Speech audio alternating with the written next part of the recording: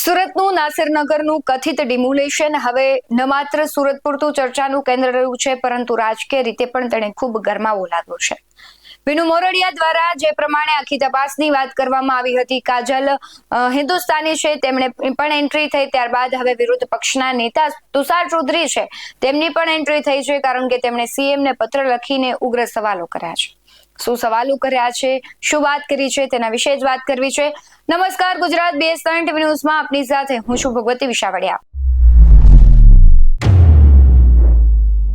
છેલ્લા ઘણા દિવસથી સુરતનું જે આ કથિત કહેવાય છે કે ડિમોલેશન છે, તે ચર્ચાનું કેન્દ્ર બન્યું છે.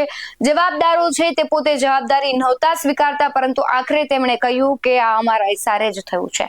પરંતુ તેમના બોલાયેલા બોલ છે તેના પર પણ પ્રશ્નાર્થ થઈ રહ્યો હતો કે શું આ કોઈના દબાણમાં આવીને બોલવામાં આવી રહ્યું છે. આ બધાની વચ્ચે એક વૃદ્ધાની એન્ટ્રી થાય છે. તેમણે કહ્યું છે કે આ જમીન અમારી છે. પરંતુ આ બધી જે ઘટનાઓને જોતા ત્યારબાદ હવે કોંગ્રેસની પણ એન્ટ્રી થઈ ગઈ છે. તુષાર ચૌધરીએ મુખ્યમંત્રીને અમુક સવાલો પત્રના માધ્યમથી કર્યા છે. સૌથી પહેલા અમારા સંવાદદાતાએ જ્યારે તુષાર ચૌધરી સાથે વાત કરવાનો પ્રયાસ કર્યો ત્યારે તેમણે શું કહ્યું તેના પર નજર કરીએ.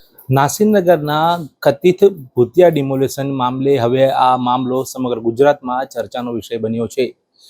13 દિવસ વીતી ગયા, પરંતુ આ ડિમોલેશન કોના દ્વારા શા માટે કરવામાં આવ્યું તેનો ફોલ નથી મળી રહ્યો. ત્યારે કોંગ્રેસના વિરોધ પક્ષના નેતા તુષારભાઈ ચૌધરી દ્વારા મુખ્યમંત્રીને પત્ર લખી વિવિધ માંગો કરવામાં આવી છે. આપણી સાથે તુષારભાઈ જોડાયા છે, તેમની સાથે સીધી વાત કરીશું. તુષારભાઈ, મુખ્યમંત્રીશ્રીને તમે પત્ર લખ્યો છે, શું રજૂઆતો અંદર તમે કયા મુદ્દાઓનો સમાવેશ કર્યો છે?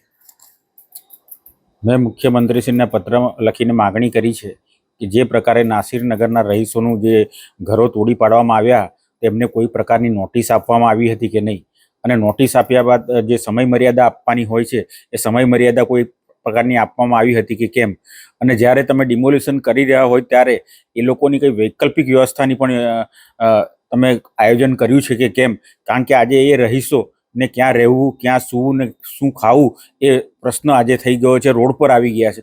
પણ અત્યારે મહાનગરપાલિકા દ્વારા આવી કોઈ પણ પ્રકારનું આયોજન એ લોકો માટે કરવામાં આવ્યું નથી. અને સૌથી નવાઈની વાત તો એ છે કે આટલું મોટા પાયે ડિમોલિશન થયા બાદ મહાનગરપાલિકાએ પોતે આવું કોઈ ડિમોલિશન અમે કર્યું નથી એવો જવાબ પત્રકાર અને પ્રજાને આપી રહ્યા છે.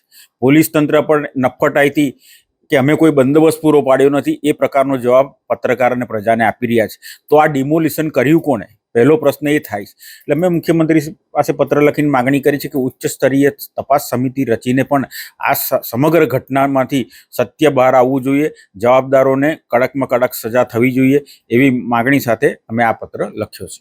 સાહેબ, વાત કરીએ તો જ્યારે ડિમોલેશન થયું ત્યારથી સાહેબ મીડિયા સતત મહાનગરપાલિકાના અધિકારીઓનો સંપર્ક કરી રહી હતી, તેઓને સવાલ કરી રહી હતી, પરંતુ અધિકારીઓ મીડિયાથી ક્યાંક ને ક્યાંક દૂર ભાગી રહ્યા હતા. ત્યારે મહાનગરપાલિકાના કમિશનરે પણ સાહેબ આ વાતથી ઇનકાર કર્યો હતો કે મહાનગરપાલિકાનું ડિમોલેશન નથી કર્યું. સાહેબ, આ બાબતે શું કહેવું છે?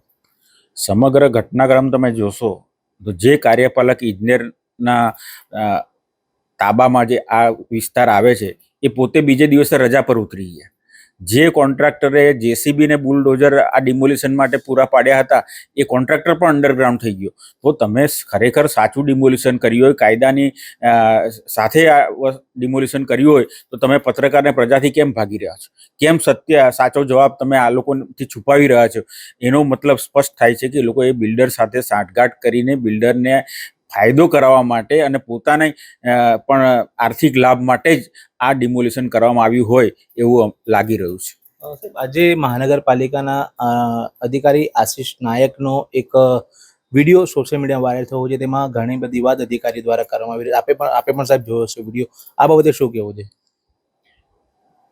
મને જે મળેલી માહિતી પ્રમાણે 30 તારીખે આ બિલ્ડરને નોટિસ પણ મહાનગરપાલિકા દ્વારા આપવામાં આવી હતી અને કામ બંધ કરવાની સૂચના પણ આપવામાં આવી હતી. તેમ છતાં હજી સુધી કામ બંધ થયું નથી. તો એનો પણ ખુલાસો એ અધિકારીએ કરવો જોઈએ કે ભાઈ તમે નોટિસ આપ્યા પછી તમે એની સામે શું કાર્યવાહી કરી અને એને કોઈ પરમિશન તમારા દ્વારા આપવામાં આવેલ છે કે કેમ, અને પરમિશન આપવામાં આવેલ હોય તો એ પ્રમાણેની કામગીરી ત્યાં થઈ રહી છે કે કેમ. જો ત્યાં કામગીરી એ પ્રમાણે ના થઈ રહી હોય તો એનું પણ ડિમોલિશન થવું જોઈએ એવી પણ અમે માગણી કરી છે. સાહેબ, વાત કરીએ તો જે આ જગ્યા છે, જે ડિમોલિશન જે થયું છે નાસિરનગર, અને બાજુમાં જે આ પ્રોજેક્ટ બિલ્ડરનો ઊભો થયો છે સાહેબ, અને આ જમીનના જે મૂળ માલિક છે ગુલીબેન પાલિયા સાહેબ, એનું પણ ગઈકાલે એક મેન્યુપ્લેટ એડિટેડ વિડીયો વાયરલ થયો હતો. સાહેબ, આ બાબતે શું કહેવું છે? ગુલ્લીબેનના વિડીયો પરથી તો એવું ફલિત થાય છે કે એમણે શૈક્ષણિક સંસ્થા માટે આ જમીન દાનમાં આપી હતી. તો શૈક્ષણિક સંસ્થા માટે દાનમાં આપી હોય તો એમણે દાન કયા વર્ષમાં આપી હતી, કેટલો વખતથી મહાનગરપાલિકા પાસે આ જમીનનો કબજો છે, તો અત્યાર સુધી શૈક્ષણિક સંસ્થા કેમ શરૂ કરવામાં આવી નથી, અને કઈ રીતે એ શૈક્ષણિક સંસ્થાની જમીન પર આટલું મોટું બિલ્ડિંગ આજે બની રહ્યું છે, તો એ કયા આધારે બની રહ્યું છે, કોની પરવાનગીથી બની રહ્યું છે, એની પણ તપાસ થવી જોઈએ. સાહેબ, શું કહેશો, કઈ પ્રકારની કાર્યવાહી થવી જોઈએ જવાબદાર લોકો સામે? અમે તો માગણી કરી છે કે ઉચ્ચ સ્તરીય તપાસ સમિતિ મુખ્યમંત્રી શ્રી ત્યાંથી ગાંધીનગરથી નીમે અને એને તપાસમાં મોકલે અને તમામે તમામ અધિકારીઓ અને પોલીસ તંત્રની પૂછપરછ કરીને ખરેખર આમાં કોની શું ભૂમિકા છે, કોણે કેટલા રૂપિયા લીધા છે, એ તમામ વસ્તુ પ્રજા સમક્ષ આવવું જોઈએ. સાહેબ, સૌથી મોટી વાત એ પણ છે કે કતારગામના ધારાસભ્ય વિનુભાઈ મોરડિયા દ્વારા પણ આ જે ઘટના છે તેને ખૂબ ગંભીરતાથી લઈ રહ્યા છે અને મહાનગરપાલિકાની કાર્યવાહી સામે અને જે તપાસ કમિટીની જે રચના કરી છે મહાનગરપાલિકા, તેની સામે પણ ગંભીર સવાલ ઊભા કર્યા છે. આ બાબતે શું કહેવું છે? તપાસ સમિતિ જે મહાનગરપાલિકા દ્વારા નક્કી કરવામાં આવી છે એમાં 3 થી 4 અધિકારીની સામે જ તપાસ ચાલી રહી છે કે એ લોકોએ ભ્રષ્ટાચારની ફરિયાદો છે, કોઈને એસીબીના ટ્રેપમાં પણ આવી ગયા છે. હવે એવા જ લોકો જો તપાસ કરશે તો એમાં તો કુલડીમાં ગોળ ભાંગવા સિવાય કશું થશે નહીં ને આમાં કશું સત્ય બહાર આવે એવું લાગતું નથી. એટલા માટે જ અમારી માગણી છે કે ગાંધીનગર કક્ષાએથી જ ઉચ્ચ સ્તરીય સમિતિની તપાસ સમિતિની રચના થવી જોઈએ ને એ લોકો અહીંયા આવીને તપાસ કરે તો જ આ ઘટનામાં સત્ય ઉજાગર થશે, નહીં તો આમાં ભીનું સંકેલાઈ જશે અને એનો ફાયદો બિલ્ડર અને અધિકારીને મળશે. સાહેબ, આવનારા દિવસોમાં કોંગ્રેસની કઈ પ્રકારની રણનીતિ રહેશે? હવે અમે હમણાં મુખ્યમંત્રીશ્રીને પત્ર લખીને માગણી કરી છે આવનાર દિવસોમાં કોંગ્રેસ પક્ષનું પ્રતિનિધિમંડળ મુખ્યમંત્રીશ્રીને પણ મળશે, શહેરી વિકાસ મંત્રીશ્રીને પણ મળશે અને સમગ્ર ઘટનાક્રમમાં ઉચ્ચ લેવલથી વહીવટીતંત્ર દ્વારા તપાસના હુકમો થાય એવી માગણી અમે કરીશું. અને અત્યારે જે પ્રકારે રહીશોની જે ભોગ બનેલા રહીશોની અત્યારે જે પરિસ્થિતિ છે એમાં પણ વૈકલ્પિક વ્યવસ્થા મહાનગરપાલિકા દ્વારા કરવામાં આવે એવી પણ અમે માગણી કરીશું. ચોક્કસથી આ હતા વિરોધ પક્ષ નેતા તુષારભાઈ ચૌધરી. તેમના દ્વારા મુખ્યમંત્રી ભૂપેન્દ્રભાઈ પટેલને પત્ર લખીને વિવિધ મુદ્દે રજૂઆત કરી છે અને સૌથી મહત્વની બાબત એ છે કે ગાંધીનગર લેવલથી ઉચ્ચ સ્તરીય એસઆઈટી કમિટીની રચના કરવામાં આવે અને ગાંધીનગરના લેવલથી આ સમગ્ર ઘટનાની તપાસ કરવામાં આવે અને જે પણ કસૂરવાર અધિકારી હોય તેમની સામે કડક કાર્યવાહી કરવામાં આવે તેવી વાત તુષાર ચૌધરી દ્વારા કરવામાં આવી રહી છે.